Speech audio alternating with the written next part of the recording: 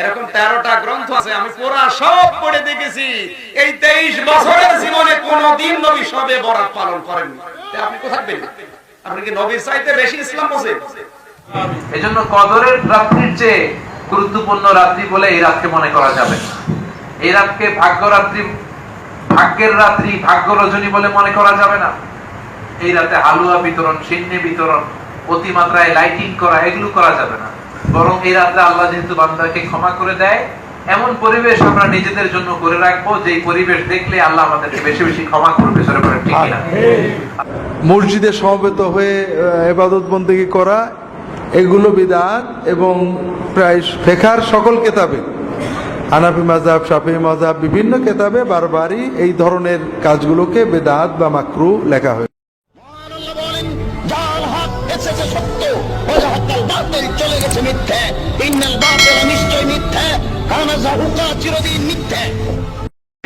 নবী যা করেছেন, সাহাবাই যা করেছেন, ওইটার অনুসরণের মধ্যেই কল্যাণ, এর বাইরে কোনো কল্যাণ নাই। আমরা কি কথা মনে করতে চাই যে শবে বরাতের মতো এত বড় সওয়াবের কাম, তারপরে মিলাদের মতো এত বড় সওয়াবের কাম, এগুলো আমরা কেন করব না? প্রিয় ভাই, সব করবো না এই কারণে, যেহেতু আল্লাহ রসুল তা করেন নাই, সাহাবায়ে কেরাম তা করেন নাই। আমরা ওই কাজ করতেই পারি না যেই কাজের মধ্যে আল্লাহ রসুল এবং সাহাবায়ে কেরাম যেটা স্পষ্টভাবে সহিহ হাদিস কর্তৃক প্রমাণিত নয়, আমরা তা করতে পারি না। বলেন, করতে পারি না। আজকের এই রাতটাও গুরুত্বপূর্ণ। এটাকে হাদিসের পরিভাষায় বলে লাইলাতুল নিসফি মিন শাবান, শাবান মাসের মধ্য রজনী। আমাদের বাংলাদেশে এটাকে বলে শবে বরাত। কি বলে? তবে শবে বরাতের নামে অনেক বিদআত, ইসলামের সাথে কোনো সংশ্লিষ্টতা নেই, এরকম অনেক জিনিস আমাদের দেশে আছে না নাই? সর্বপ্রথম যে ভুল জিনিসটা প্রচলিত আছে সেটা হচ্ছে এ রাতে মানুষের ভাগ্য নির্ধারণ হয়। এ রাতে মানুষের ভাগ্য ফিক্স করা হয়, এই মর্মে কোনো হাদিস নাই, কোরআনের কোনো আয়াত নাই। বুঝতে পেরেছেন? দ্বিতীয় কথা হচ্ছে আমাদের দেশে সবচাইতে বেশি গুরুত্ব দিয়ে পালন করা হয় শবে বরাতের রাতকে। এটাও ঠিক না। ইসলামের সবচাইতে দামি রাত হচ্ছে লাইলাতুল কদরের রাত। কিসের রাত? লাইলাতুল কদর। আমাদের দেশে আমরা 27শে রমজানকে লাইলাতুল কদর হিসেবে পালন করি, কিন্তু এটা নিশ্চিত না যে 27 তারিখে কদর হবেই। বরং বিশ্বনবী বলেছে, ফালতাবিসু ফিল আশরিল আওয়াখির মিন রমাদান, রমজানের শেষ দশকের বেজর রাত্রিগুলোতে তোমরা লাইলাতুল কদর তালাশ করো। সেই হিসেবে 21 তারিখ রাত, 23 তারিখ রাত, 25 তারিখ রাত, 27 তারিখ রাত, 29 তারিখ রাত, এই 5টা রাতের যে কোনো রাতেই কদর হয়ে যেতে পারে। এমন হতে পারে আপনি 27 তারিখ রাতে ইবাদত করেছেন, কিন্তু ওই বছর কদর ছিল 23 তারিখ রাতে। হতে পারে কি পারে না? এজন্য বুদ্ধিমানের কাজ হচ্ছে আপনার সারাদিন যত ব্যস্ততাই থাকুক, এই 5টা বেজর রাতে 21, 23, 25, 27, 29, এই 5টা বেজর রাতের ইবাদত কোনোভাবেই মিস করা যাবে না। আর সাহারি খেতে যেহেতু আমরা রমজানে উঠবই, সাহারির আগে ওযু করে 2 রাকাত বা 4 রাকাত নফল নামাজ পড়ে নিব। সবকিছুর জন্য আমরা চাইবো কার কাছে? অনেকের ভিসার সমস্যা আছে, খেতে খেতে আল্লাহর কাছে চান। এখনো বিয়ে করেন নাই, আল্লাহর কাছে চান। সন্তান নাই, আল্লাহর কাছে চান। ধনাঢ্যতা চাচ্ছেন, ধনী হতে চান, বিজনেস চালাতে চান, যাও চান, আপনার মনের সব দুঃখগুলোকে কায়মনো বাক্যে কার কাছে পেশ করতে হবে? কেউ যেটা দিতে পারে না সেটা দিতে পারে কে? আল্লাহ। আর জোরে বলেন, কে? আল্লাহ। বিশ্বনবী সাল্লাল্লাহু আলাইহি ওয়াসাল্লাম বলেন, ইন্নাল্লাহা লা ইয়াগফিরু লিহাদিহি লাইলা জামিআ খালকি, শাবান মাসের এই মধ্য রজনীতে, যেটাকে আমরা আমাদের দেশের শবে বরাতের রাত বলি, আল্লাহ সব বান্দাকে ক্ষমা করে দেন। গণহারে কোন সুবহানাল্লাহ। সুবহানাল্লাহ। 4 শ্রেণীর ব্যক্তি ছাড়া, ইল্লা মুশরিক, মুশরিককে আল্লাহ ক্ষমা করেন না। মুশাহিন, অন্যের ভালো অবস্থা দেখে অন্তরে যে হিংসা পুষে রাখে, তাকে আল্লাহ ক্ষমা করে না। কাতিলু নাফস, অন্যায়ভাবে মানুষকে হত্যা করে যারা, তাদেরকে আল্লাহ ক্ষমা করে না। জোরে বলেন, ঠিক কি না? সানি, হত্যাকারীকেও আল্লাহ ক্ষমা করে না, জিনাকারীকে ক্ষমা করে না। এই 4 শ্রেণীর লোকদের কোন ক্ষমা শবে বরাতের রাতেও আল্লাহ রাখে না। জোরে বলেন, নাউযুবিল্লাহ। যত অন্যায় অবিচার হচ্ছে, এই সবগুলোর বিচার একদিন করবে কে? আল্লাহ। আর জোরে বলেন, কে? আল্লাহ। আমাদের দেশে এত নাজুক পরিস্থিতি আমরা কখনো কাটাই নাই। জোরে বলেন, ঠিক কিনা? এজন্য শুরুতে বলছিলাম, আযাব আর গজব চেইন আকারে, তাসবির সুতা ছিঁড়ে গেলে দারাজের নিয়ে আসে, একটার পর একটা আযাব আর গজব দিয়ে আমাদের উপর লানত দিচ্ছে কে? আরো জোরে বলেন কে? আল্লাহ আমাদের বোঝার তৌফিক দান করুক, আমরা বলি আমিন। এজন্য কদরের রাত্রির চেয়ে গুরুত্বপূর্ণ রাত্রি বলে এই রাতকে মনে করা যাবে না। এই রাতকে ভাগ্য রাত্রি, ভাগ্যের রাত্রি, ভাগ্য রজনী বলে মনে করা যাবে না। এই রাতে হালুয়া বিতরণ, সিন্নি বিতরণ, অতিমাত্রায় লাইটিং করা, এগুলো করা যাবে না। বরং এই রাতে আল্লাহ যেহেতু বান্দাকে ক্ষমা করে দেয়, এমন পরিবেশ আমরা নিজেদের জন্য করে রাখবো যে পরিবেশ দেখলে আল্লাহ আমাদেরকে বেশি বেশি ক্ষমা করবে। জোরে বলেন ঠিক কিনা? আল্লাহ আমাদের সবাইকে কথাগুলো বোঝা আর আমল করার তৌফিক দান করুন। আমিন। যতগুলো কথা বললাম কোরআন এবং হাদিস থেকে বলেছি, বানিয়ে কিছু বলি নাই। তারপরেও আমার মনের অজান্তে কোনো মিস ইনফরমেশন যদি বের হয়ে যায়, সেগুলোর জন্য আল্লাহ আমাদের স্মৃতিপট থেকে মুছে দেয়, আমরা বলি আমিন। সত্য, সুন্দর, কল্যাণকর যা বলেছি তার সবটুকু প্রথমে যেন আল্লাহ আমাকে আমলের তৌফিক দান করে, আপনাদেরও আমলের তৌফিক দান করে, আমরা বলি আমিন। এরপরে আসতেছে খাওয়া, ভোগের আনন্দ আসতেছে সামনে। হালুয়া রুটি বানিয়ে আনন্দে খাবে, সারা রাত ঘুমিয়ে ফজরের নামাজ বাদ দিয়ে। অনেক যুবক আছে শুধু এই মসজিদ ও মসজিদ, ও মসজিদ ও মসজিদ ঘোরাঘুরি করে, ইবাদতের বন্যা বইয়ে দিচ্ছে। এর নাম ইবাদত না? হ্যাঁ, অনেকে প্রশ্ন করতে পারে, হুজুর আপনার এই বলার দরকার কি? তাও তো বছরে একবার তো একটু ইবাদত করছে, এই প্রশ্ন আসতে পারে না।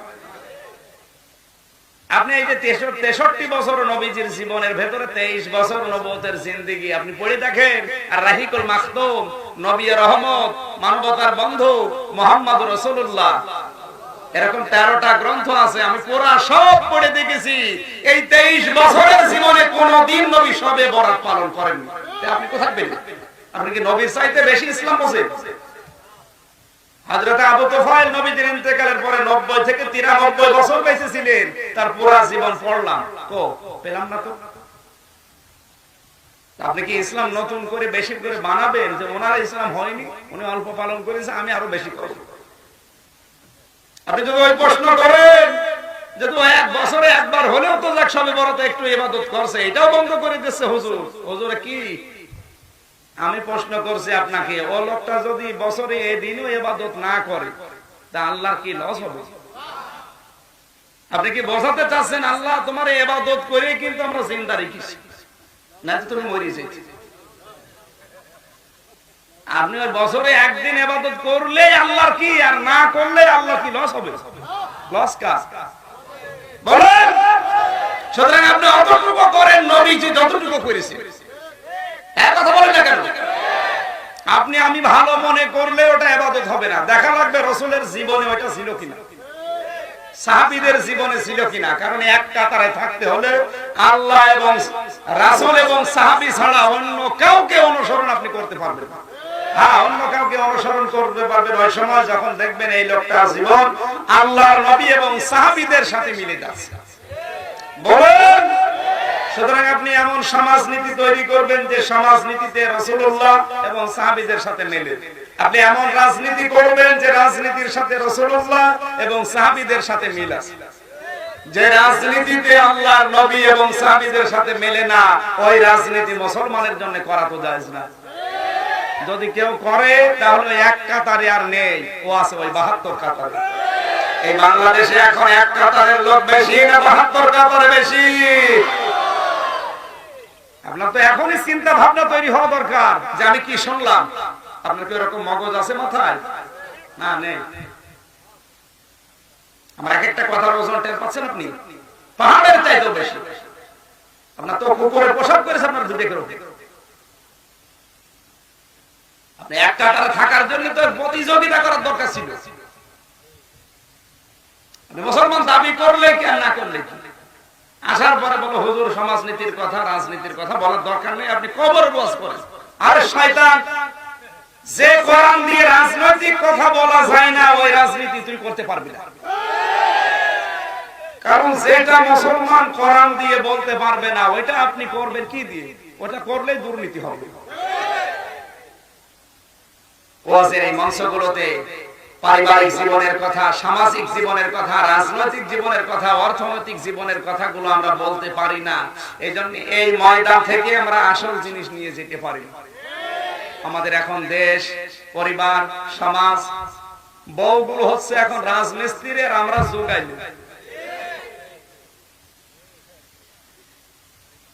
এখান থেকে যদি সমাজ কিভাবে চালাতে হয় বলতে পারতাম, রাজনীতি কিভাবে করা লাগে আমরা রিডে করতে পারতাম, মানুষের মগজ মন পরিবর্তন হতো, অন্তত এই দেশে নবীকে কেউ উল্টা পাল্টা কথা বলে আর টিকে থাকতে পারতো না।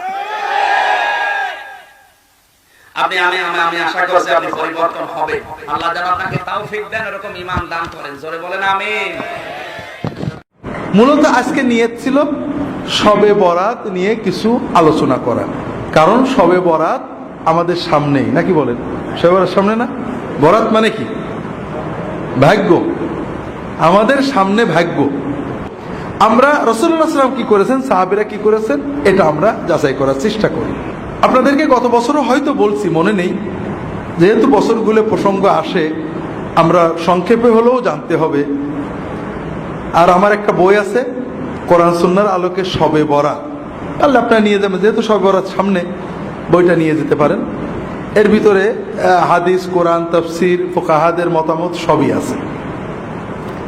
মুখতাসার হলো, প্রথমত আমরা এখানে সুন্নাত শিখতে আসছি, ঠিক না? সুন্নাত নবীজির সবকিছু। নবীজি যেভাবে বসতেন সেভাবে বসা কি, যেভাবে হাঁটতেন সেভাবে হাঁটা কি, যে শব্দ ব্যবহার করতেন সেটা ব্যবহার করাও সুন্নত। শবে বরাত শব্দ নবীজি ব্যবহার করেননি, সাহাবীরা করেননি, তাবেঈনরা করেননি। এটা প্রায় 500 বছর পরে তৈরি হয়েছে। আমরা আজকে কেন্দ্রীয় মসজিদে আলোচনা করছি। রাসূলুল্লাহ সাল্লাল্লাহু আলাইহি ওয়াসাল্লাম যে পরিভাষা ব্যবহার করেছেন সেটা কি? লাইলাতুন নিসফে মিন শাবান, মধ্য শাবানের রাত। আমরা চেষ্টা করব এই সুন্নতটাকে জিন্দা করার। শবে বরাত নাজায়েজ না, শবে বরাত বলা নাজায়েজ না, কিন্তু নিসফে শাবানের রাত বলা, মধ্য শাবানের রাত বলাটা সুন্নত। আমি বললাম কোরআন হাদিসে শবে বরাত বলে কিছু নেই, কারণ শবে বরাত শব্দ নেই। হয়তো আমি একটু পরেই বলবো যে শবে বরাতের রাত্রে আপনারা এই আমল করতে পারেন, আমি আবার শবে বরাত বললাম, তাহলে বোঝা গেল আমার কন্ট্রাডিকশন। একবার বলছি কোরআন হাদিসে নেই, আবার বলছি শবে বরাতে আমল করবেন। আসলে আমরা বলতে যাচ্ছি শবে বরাত পরিভাষাটা ব্যবহার করা কোরআন হাদিসের দিন না, এটা বললে সওয়াব হবে, এটা কোনো দিন না। তবে সমাজে প্রচলন হয়ে গেছে, আমরা অনেক সময় নামাজ বলি, অনেক সময় সালাত বলি, আমরা অনেক সময় রোজা বলি, অনেক সময় সিয়াম বলি। সিয়াম, সালাত এগুলো ইসলামী পরিভাষা। রোজা, নামাজ এগুলো সিয়াম বা সালাতের তর্জমা না, এগুলো আরেকটা পরিভাষা, ফার্সি পরিভাষা, যেটা আমাদের সমাজে আছে। তারপরেও এটার অর্থ আমরা বুঝি সালাত, এটা বলাতে কোনো দোষ নেই। নামাজ বললে, রোজা বললে কোনো দোষ হবে না, কারণ আমরা সবাই বুঝি নামাজ বলতে মুসলমানদের এই সালাত সিস্টেম বোঝানো হচ্ছে। আবার অনেক বিষয় আছে যেটা আরো দূরে, যেমন আমরা অনেক ঝগড়া করি, আমার বিরুদ্ধে সবারই অভিযোগ, আমি মাঝে মাঝে বলি কোরআন হাদিসে পীর বলে কিছু নেই। আবার আরেক জায়গায় বলছি অমুক পীর সাহেব, আমাদের পীর সাহেব এটা বলেছেন। এই দেখো আব্দুল্লাহ জাহান খালি কন্ট্রাডিক্টরি কথা বলে, একবার বলছে কোরআন হাদিসে পীর বলে কিছু নেই, আর বলছে আমাদের পীর সাহেব এটা বলেছেন। বিষয়টা ওরকম না। আপনি কথাটা শেষ পর্যন্ত শুনলে কি আছে বুঝবেন। আমি বলবো কোরআন হাদিসে নামাজ নেই কিন্তু সালাত তো আছে, রোজা নেই কিন্তু সিয়াম আছে। এখানে আরেকটু দূরত্ব আছে। এখানে পীর কথাটা ফার্সি, এটা আরবি হলো শেখ। কোরআন হাদিসে পীরও নেই, শেখও নেই, অর্থাৎ ফার্সিটাও নেই, আরবিটাও নেই। নামাজের ফার্সি নেই, আরবিটা আছে। রোজার ফার্সি নেই, আরবিটা আছে। কিন্তু পীরের ফার্সিও নেই, আরবিও নেই, কিন্তু আছে। এটার একটা মূল সুন্নত কনসেপশন আছে, সেটা হলো সোহবত, সাহেব, সাথী, সাহচর্য। নেককারদের সাহচর্য কোরআন সুন্নাহ নির্দেশিত একটা ভালো আমল। আপনি মসজিদে নামাজ পড়েন, নেককারদের সাথে মেশেন, এটাও সহবত। ইমাম সাহেবের সাথে মহব্বত রাখেন, আলেমদের, এটাও সহবত। আবার নেককার ভালো, যারা সত্যি নেককার, আল্লাহর ভয় আছে, আল্লাহ বলেছেন কুনু মা'আস সাদিকিন, যাদের ইমানের সত্য, লা ইলাহা বলাই সত্য, শিরিক করে না, মুহাম্মদ রাসূলুল্লাহ বলাই সত্য, বিদআত করে না, আমানতু বিল্লাহে বলাই সত্য, সুন্নত মতো আমল করে, তাকওয়াই সত্য, বউয়ের সাথে কথা বলাই সত্য, সমাজে মানে যাদের ভিতরে সত্য প্রতিভাত, যাদের কথা আল্লাহ কোরআনে সূরা বাকারায় বলেছেন সাদেকিন কারা, ইমানের সত্য, জিহাদের সত্য, তাকওয়াই সত্য, সালাত কায়েম করে, অর্থ ব্যয় করে, জাকাত দেয়, সবর করে, এই কোয়ালিটিগুলো যাদের ভিতরে আছে, এই ধরনের সাদেকিন মুত্তাকিন মানুষদের সাথে সহবতে যাওয়া, বসা, সময় দেওয়া, এটা আমাদের জন্য খুবই উপকারী। এটাই পরিবর্তন করে পীর মুরিদি সিস্টেম হয়েছিল, এখান থেকে অনেক শিরিক কুফর বেদাত ঢুকেছে। আবার এটার মাধ্যমে দিন প্রচার হয়েছে। এক সময় তাতার যুগের পরে মানুষেরা এই জাতীয় সহবতের মাধ্যমেই দিন শিখত। এটার ভালো মন্দ আছে, কিন্তু যেটা আমরা বলতে চাচ্ছিলাম সেটা হলো, একটা হলো কোরআনে ফার্সি নেই, আরবি আছে, যেমন নামাজ নেই, সালাত আছে, কি বলে রোজা নেই, সিয়াম আছে। আর কিছু জিনিস আছে আরবিও নেই, ফার্সিও নেই, কিন্তু মাফহুমটা আছে, যেমন পীরও নেই, শাইখও নেই, কিন্তু সাহেব আছে। ঠিক শবে বরাতও নেই, লাইলাতুল বারাতও নেই।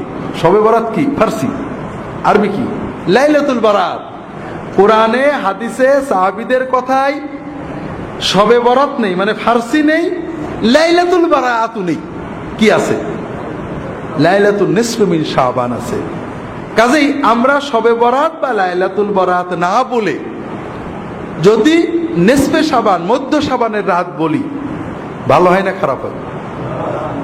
এখানে একটু ইমানটা নাড়াচাড়া করে দেখেন, আপনি নিজেই বুঝতে পারবেন ইমানের হালতটা কি।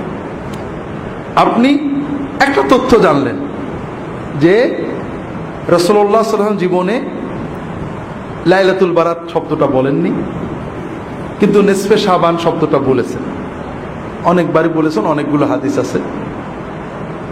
সাহাবীরা বলেননি, তাবেঈনরা বলেননি। এই পরিভাষাটা 500 বছর পরে জন্ম, এটা বলাই কোনো দোষ নেই। কিন্তু আমি যদি নিসফে শাবানের রাত বলি, মধ্য শাবানের রাত বলি, তাহলে রাসূলুল্লাহ সাল্লাল্লাহু আলাইহি ওয়াসাল্লামের কথা মুখ দিয়ে উচ্চারণ করা হয়। আর বরাতের রাত বলি, শবে বরাত বলি, তাহলে এটা হয় না। এখন আমি কোনটা বলবো? কোনটা বললে আমার ধর্মীয় অনুভূতিটা মানে শক্ত হচ্ছে? এখানে 3 শ্রেণীর মানুষ পাওয়া যাবে। কয় শ্রেণী? এক শ্রেণী বলবে আচ্ছা দেখি চেক করে, সবাই শবে বরাত বলে, আবার শুনছি নবীজি বলেননি, দেখি হাদিসে বা অন্তত সাহাবীদের যুগে শবে বরাত বা আরবি লাইলাতুল বারাতটা পাওয়া যায় কিনা, খুঁজে চেক টেক করে যদি পাই ভালো, নইলে শেষ নিসফে শাবান মেনে নিল। এই লোকটা ভালো কাজ করলো। আর একজন বলল, আব্দুল্লাহ জাহাঙ্গীর বলছেন নেই, আন্দাজ তো আর বলিনি, যাক আমি এখন তো নিসফে শাবান বলবো, মধ্য শাবানের রাত বলবো, শবে বরাত আর বলবো না, মুখ দিয়ে বেরোয় গেলে যাবে। তবে নিসফে শাবান বললে একটু খুশি লাগে, আলহামদুলিল্লাহ আমার একটা সুন্নত শব্দ বললাম। শবে বরাত বেরিয়ে গেলে অভ্যাস মতো বেরিয়ে গেছে, কি করা যাবে। এই লোকটা হালকা ভালো করলো, আগেরটা বেশি ভালো করলো, চেক করে যাচাই বাছাই করে নিল, এটা আমার উপর পূর্ণ আস্থা রাখলো, এটা ভালো না। সব কথা চেক টেক করে নেওয়া ভালো। তৃতীয় আর এক শ্রেণীর মানুষ, আপনি এই কথাটা, আমি নয়, আপনি কালকে এই কথাটা অনেকের কাছে বলবেন, আর এক শ্রেণীর মানুষ বলবেন হ্যাঁ এত লোকে বলে কিছু বলে, সব কি নবীর মতো বলতে, এই যে আমরা রোজা বলি, নামাজ বলি, এনো বলি, তেন বলি, এই বলি, সেই বলি, সব কি নবীর কায়দায় বলতে হবে নাকি? এইরকম লোক আছে না নেই? হয়তো আমাদের এখানেও তো একজন এরকম চিন্তা করছেন। ভাইরা, আপনি কাকে ধাক্কা মারলেন? আব্দুল্লাহ জাহাঙ্গীরকে। আপনি কোন জিনিসটাকে অচল বলে, মানব না বলে অবজ্ঞা ভরে ফেলে দিলেন? সেটা কি? নবীজি সাল্লাল্লাহু আলাইহি ওয়াসাল্লামের একটা শব্দ, তার একটা সুন্নাত। তাহলে আপনার ইমান আপনি একটু ঘষা মাজা করে দেখেন, আপনি কি কাম করলেন?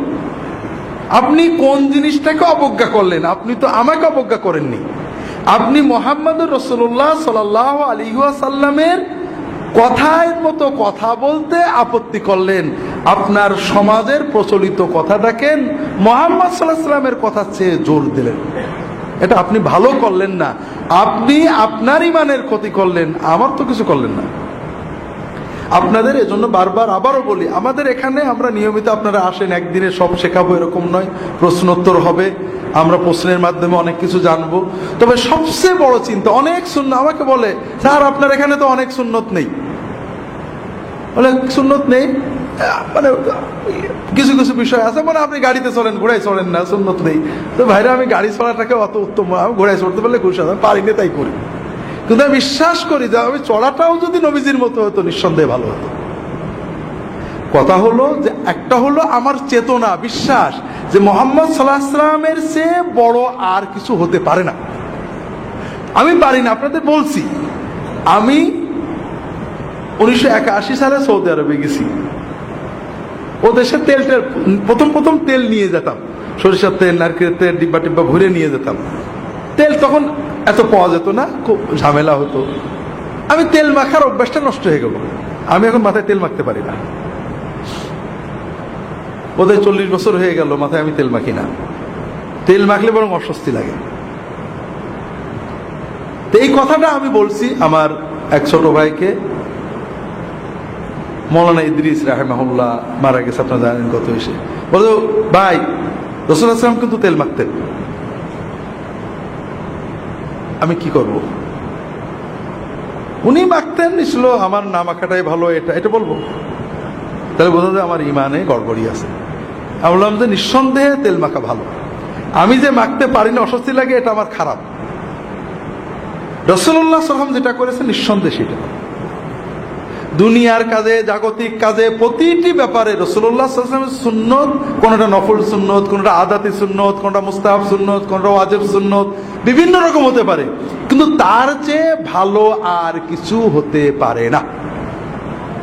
আমি চুলগুলো ছোট করে রাখছি, আমি চুল কি টুপি পাগড়ি পরে জামে মসজিদে যাই, কখন খুলবো মাথায় খুব গরম লাগে, কখন খুলবো কখন, টুপি পরে ফুটো ফুটোওয়ালা, ভারী টুপি পরলে সুন্দর, টুপি পরলে মাথা গরম হয়ে যায়। চুল তো বড় বেশি রাখতে পারি না, রাখলে আবার কাটতে হয়। এখন আমি কি এই ছোট চুল রাখাটাকে যুক্তি তর্ক দিয়ে উত্তম বলবো? একজন লোক ভাবরি রেখেছে, লম্বা চুল রেখেছে, ঘাড় বন্ধ চলে গেছে, কি বিরক্তিকর। আরে নবীজি করেছেন, সেই যুগে অন্যরকম ছিল, আমি কোনটা করবো বলেন তো? আমি ইয়াকিন করে বলবো, নবীর সাথে যতটুকু মিল আছে ওটা নিঃসন্দেহে ভালো, কিয়ামত পর্যন্ত সবার জন্য ভালো। আমি করতে পারছি না সেটা ভিন্ন কথা, আমি পালন করতে পারছি না, এটা আমি একটা অসুবিধার জন্য পারছি না, কিন্তু আমি উত্তম মনে করব, ভালো মনে করব কোন জিনিসটাকে, যেটা রাসূল সহিভাবে প্রমাণিত। এখানে আর কোনো ব্যাখ্যা দিতে আমরা যাব না, সন্দেহাতীত ভাবে ওইটাই ভালো। আমি রাখতে পারছি না ভিন্ন কথা, আমি আমার ওজোর আছে, এটা নফল সুন্নত, মুস্তাহাব সুন্নত, আদাতি সুন্নত, অর্থাৎ জাগতিক সুন্নত। রাসূলুল্লাহ সাল্লাল্লাহু আলাইহি ওয়াসাল্লাম তাকিদ দেননি, নির্দেশ দেননি, অথবা গুরুত্ব দেননি, তিনি করেছেন, এটা না করলে গুনাহ হবে না। কিন্তু আমি যত যুক্তি তর্কই দিই, এমন জায়গায় যেন না যাই যে নবীজিরটা ছোট হয়ে করে ফেলার কায়দায় চলে যায়। এটা হলো সবচেয়ে ভয়ঙ্কর কথা। আমরা কি করি, দুই গ্রুপই একই রকম। কিছু মানুষ আমরা বলি নবীজি করেননি, তাতেই কাজেই বেদাত। নবীজি করেননি বলেই বেদাত হয় না, নবীজি করেননি কাজে ওটা দিন না, ওটা সুন্নত না। সুন্নতকে দিন মনে করাই, নবীজি করেননি সেটাকে দিন মনে করা বেদাত। আবার আরেক গ্রুপ নবীজি করেননি কাজেই জায়েজ, এইটা প্রমাণ করতে যে নবীর সুন্নতকে ছোট মনে করেন। এখানে আমাদের ইমানের সাথে সাংঘর্ষিক হয়ে গেল। কাজে প্রতি ক্ষেত্রে আপনারা যেটা সবসময় লক্ষ্য রাখবেন, রাসূলুল্লাহ সাল্লাল্লাহু আলাইহি ওয়াসাল্লাম থেকে কোন সুন্নত, সেটা ফরজ সুন্নত, মুস্তাহাব সুন্নত, নফল সুন্নত, যাই হোক না কেন, যেটা বর্ণিত হবে তার বিপরীতে আপনার যুক্তি দেবেন না। আপনি যদি জানেন যে এটা সুন্নত, আলহামদুলিল্লাহ ভাই, নবীর সুন্নত উত্তম, আমি পারছি না, দোয়া করেন যেন পারি। আর যদি না জানা থাকে তা কি করবেন আমি দেখব, কিন্তু নবীজির সুন্নতের বিপরীতে কোনো জিনিসকে আনবেন না, কোনো ক্ষেত্রেই না। তো যাই হোক, প্রথম যে বিষয়টা আমরা আলোচনা করলাম যে লাইলাতুন নিসফে মিন শাবান, মধ্য শাবানের রাত, এটা হলো সুন্নত পরিভাষা। আর শবে বরাত, লাইলাতুল বারাত, এটা সুন্নত নয়, এটা পরবর্তী যুগে অনেক পরে, 500 বছর পরে প্রথম আপনি রাসূলুল্লাহ সাল্লাল্লাহু আলাইহি ওয়াসাল্লাম, সাহাবী, তাবেঈন, তাবেঈন, ইমাম আবু হানিফা, শাফি, মালিক, আহমদ ইবনে হাম্বল রাহিমাহুল্লাহ, কারোর যুগে পাবেন না। অনেক পরে এসে এই পরিভাষাটা জন্ম হয়েছে। দ্বিতীয় পর্যায়ে যাই, সুন্নতের ভিতরে নিরাপত্তা। সুন্নতের বাইরে যেটা, এটা বেদাত না হলেও সমস্যা তৈরি করে।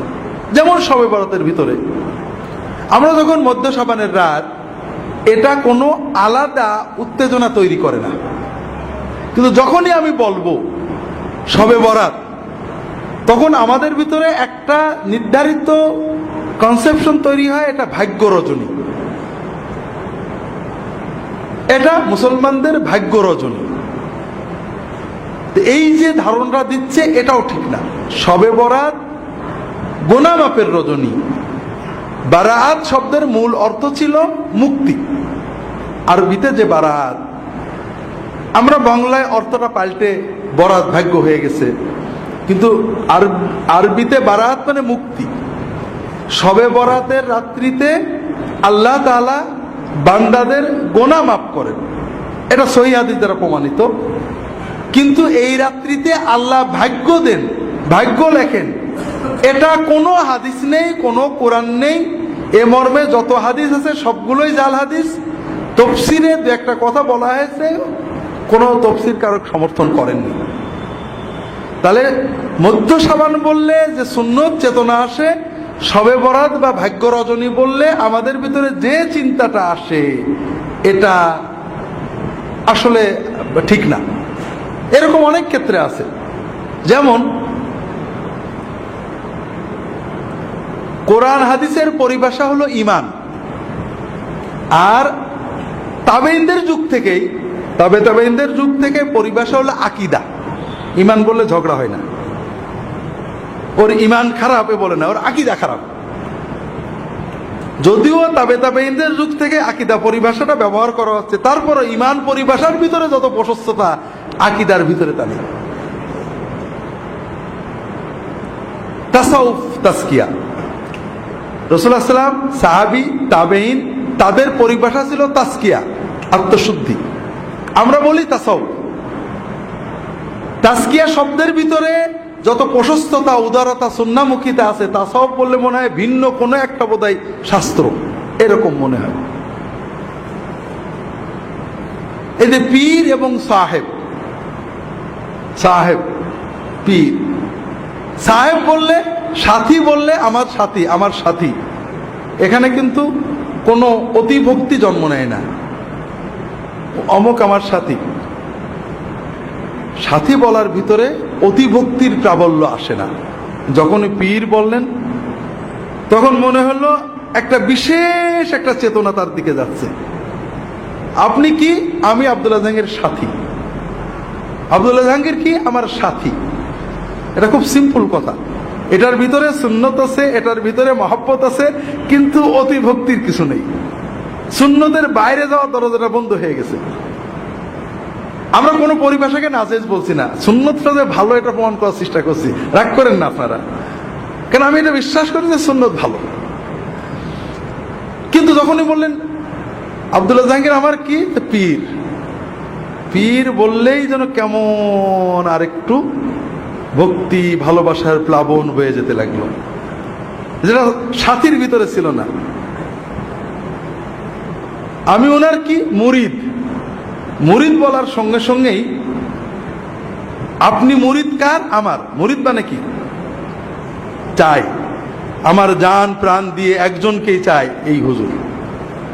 তো হলো নাকি? আপনি কাকে চান? কাকে চান আপনি? হ্যাঁ, আপনি আল্লাহকে চান। আমি আপনার সাথী, আল্লাহ পাওয়ার জন্য, আমল শেখার জন্য জজবা। আপনি আমার সাথে থাকেন, আর কিছু না। আপনার মুরাদ তো আল্লাহ, আপনি মুরিদ হলেন আল্লাহ, আপনি চাচ্ছেন আল্লাহকে।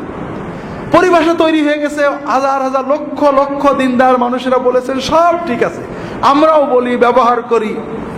কিন্তু আমরা ব্যবহার করে করে 1 কোটি মানুষে ব্যবহার করার কারণে মুহাম্মদ সাল্লাল্লাহু আলাইহি ওয়াসাল্লামের ব্যবহারে সেটা দামি হয়ে যায় কিনা? হবে। 100 কোটি লোকে ব্যবহারের কারণে কি সেটা রাসূলুল্লাহ সাল্লাল্লাহু আলাইহি ওয়াসাল্লামের ব্যবহারে সে দামি হয়ে যাবে কিনা? না। তো যাই হোক, আমরা লম্বা করব না। শবে বরাতের আমল শবে বরাতের তিনটে বিষয় বোঝেন। একটা হলো শবে বরাতের রাত্রিতে, অর্থাৎ আবারও বলছি শবে বরাত বলছি, আপনারা রাগ করেন না, নিসফে শাবানের রাত্রিতে, মধ্য শাবানের রাত্রিতে আল্লাহ তাআলা বান্দাদের গুনাহ মাফ করেন। এটা সহিহ হাদিস। ইন্নাল্লাহা লা ইয়াত্তালিউ ফি লাইলাতি নিসফি মিন শাবানা ইলা ইবাদিহি ফায়াগফিরু লিজামিই খালকিহি ইল্লা লিমুশরিকিন আও মুশাহিন। আল্লাহ তাআলা মধ্য শাবানের রাত্রিতে তার বান্দাদের দিকে দৃষ্টিপাত করেন। আল্লাহ মধ্য শাবানের রাত্রিতে তার বান্দাদের দিকে দৃষ্টিপাত করেন, তখন তিনি দুই শ্রেণীর মানুষ ছাড়া সকল শ্রেণীর সৃষ্টিকে মাফ করে দেন। যাদের ভিতরে শিরক আছে এবং যাদের ভিতরে হিংসা আছে, এই হিংসা এবং শিরক যাদের আছে তাদের ছাড়া বাকি সকল মানুষকে আল্লাহ মাফ করে দেন। তাহলে শবে বরাত হলো একটা কমন বোনাস। আপনি যদি এই রাত্রিতে ঘুমিয়ে থাকেন, জেগে থাকেন, কিন্তু আপনার অন্তরে শিরক নেই, আপনার অন্তরে হিংসা বিদ্বেষ নেই, ইনশাআল্লাহ আপনার নসিবে এই আল্লাহর বোনাসটা এসে যাবে, আপনার অ্যাকাউন্টে আপনার বোনাস জমা হয়ে যাবে। কথা কি বুঝতে পেরেছেন? এখন দ্বিতীয় বিষয় হলো আমরা কি করব, আমরা আমল করব কিনা। আমল না করলে, ঘুমিয়ে থাকলেও আপনি বোনাস পাবেন। এ ব্যাপারে সহিহ হাদিস পাওয়া যায় না, কিছু জয়ীফ হাদিস আছে। দুটো আমল পাওয়া যায় জয়ীফ হাদিস দ্বারা, বা তিনটে আমল পাওয়া যায়। একটা হলো কবর জিয়ারত, আর একটা হলো দোয়া, আর একটা হলো সালাত। এই বিষয়ে যতগুলো হাদিস আছে সবই জয়ীফ। তবে যেহেতু এই রাত্রের ফজিলত সহিহ, এই রাত্রে কেউ যদি অন্যান্য রাতেও তাহাজ্জুদ পড়ে, এই রাত্রে একটু কিছু বেশি পড়েছে, অন্যান্য রাত্রেও দোয়া করে, এই রাত্রে বেশি করেছে, এটা অনেক আলেমই মুস্তাহাব, জায়েজ, বৈধ, সুন্নতের ভিতরে থাকবে বলে মত প্রকাশ করেছেন। আমরাও মনে করি যদি কেউ ব্যক্তিগতভাবে এই রাত্রিতে দোয়া করেন, এই রাত্রিতে আল্লাহর কাছে দোয়া করেন বা সাধারণ তাহাজ্জুদ পড়েন, কিয়ামুল লাইল করেন, এটা নাজায়েজ হবে না, ইনশাআল্লাহ বিদআত হবে না। তিনটে কারণে। একটা হলো সুন্নত দ্বারা ফজিলত প্রমাণিত। এখানে জয়ীফ হাদিস দিয়ে কেউ আমল করলে এটা সরাসরি বেদাত বলা ঠিক না। তাবেঈদের যুগ থেকে কোন কোন তাবেঈ এই রাত্রে ইবাদত করেছেন। তবে এই রাত্রিতে ইবাদত মসজিদে যেয়ে করা, সমবেত করা, এটা সকল ইমাম হানাফি, শাফিঈ, মালিকি, হাম্বলি সবাই বেদাত বলেছেন, মাকরুহ বলেছেন। এটা নিয়ে কোনো মতভেদ নেই। এই রাত্রি ইবাদতের জন্য মসজিদে যাওয়া, দলবদ্ধ হওয়া, সুন্নত ইবাদতও দলবদ্ধ হয়ে করা, এটা বেদাত বলা হয়েছে এবং মাকরুহ বলা হয়েছে। হানাফি ফিকহের সব কিতাবই পাবেন। তৃতীয় হলো এই রাত্রিতে ভাগ্য লেখা হয়, এই মর্মে যত কথা আছে সবই জাল কথা। চতুর্থ হলো এই রাতের পরের দিনে রোজা রাখা। আমাদের সমাজে প্রচলন আছে এই লাইলাতুন নিসফে মিন শাবানের পরের দিনে রোজা রাখার ব্যাপারে দুটো হাদিস আছে, দুটোই জাল পর্যায়ে। তবে শবে বরাতে রাসূলুল্লাহ বেশি রোজা রাখতেন, 1 তারিখ থেকে 15 তারিখ পর্যন্ত রোজা রাখতেন। আর 13, 14, 15 রোজা রাখা তো নিয়মিতই সুন্নত। কাজেই যারা রোজা রাখতে চান 13, 14, 15 রাখবেন, সব মাসেই রাখার চেষ্টা করবেন। শাবানে যেহেতু রাসূলুল্লাহ বেশি রাখতেন, আপনারা রাখতে পারেন। মধ্য শাবানের রাত বা শবে বরাত বিষয়ে শেষ কথাটা বাদ রয়ে গিয়েছিল। সেটা হলো আমরা বুঝলাম রাতটার সুন্নত নাম হলো মধ্য শাবানের রাত, আর এই রাত্রি হলো আল্লাহ তাআলা বান্দাদের মাফ করেন। এই রাত্রিতে নেক আমল করার ব্যাপারে কোনো সহিহ হাদিস পাওয়া যায় না। আল্লাহর মাগফিরাতের সহিহ হাদিস আছে, তবে দোয়া করা, সালাত আদায় করা, কবর জিয়ারত করা, এ সকল বিষয়ে জয়ীফ হাদিস আছে। কেউ যদি এগুলো ব্যক্তিগত আমল করেন এটা সুন্নাহ বিরোধী নয়। তবে এই রাত্রিতে রুটি খাওয়া, উৎসব করা, বাতি জ্বালানো, এরপরে মসজিদে সমবেত হয়ে ইবাদত বন্দেগী করা, এগুলো বিদআত এবং প্রায় ফিকহের সকল কিতাবে, হানাফি মাযহাব, শাফিঈ মাযহাব, বিভিন্ন কিতাবে বারবারই এই ধরনের কাজগুলোকে বিদআত বা মাকরুহ লেখা হয়েছে, মাকরুহ তাহরিমি লেখা হয়েছে। এখানে একটা বিষয় খুবই জরুরি, সেটা হলো আমরা রাসূলুল্লাহ সাল্লাল্লাহু আলাইহি ওয়াসাল্লাম এবং সাহাবীদের জীবনে শবে বরাতের সাহাবীদের আবু বকর, ওমর, ওসমান, আলী রাদিয়াল্লাহু তাআলা আনহুম আজমাইন, খোলাফায়ে রাশিদিনের যুগে দেখেন শবে বরাতের কোনো হাদিস পাবেন না। পুরো ইসলামের ইতিহাসে ইবনে কাসির, তবারি, মানে রাসূলুল্লাহ সাল্লামের হিজরত থেকে সাহাবী তাবেঈনরা মসজিদে সমবেত হয়েছেন, অথবা আবু বকর, ওমর, ওসমান তারা এই রাত পালন করেছেন, এরকম কিছু পাওয়া যায় না। এর একটা বড় কারণ হলো ইসলাম আমাদেরকে জীবন ঘনিষ্ঠ ধর্ম দেয়, বতুরে না। আমরা শবে বরাতে কি জন্য গুরুত্ব দিই? এই রাত্রিতে আল্লাহ দোয়া কবুল করে, এটাই তো মূল, নাকি বলেন? এটা মূল না যে আমরা হুজুররা ওয়াজ করেছেন এই রাত্রে সন্ধ্যা থেকে আল্লাহর পক্ষ থেকে ঘোষণা দেওয়া হয় যে দোয়া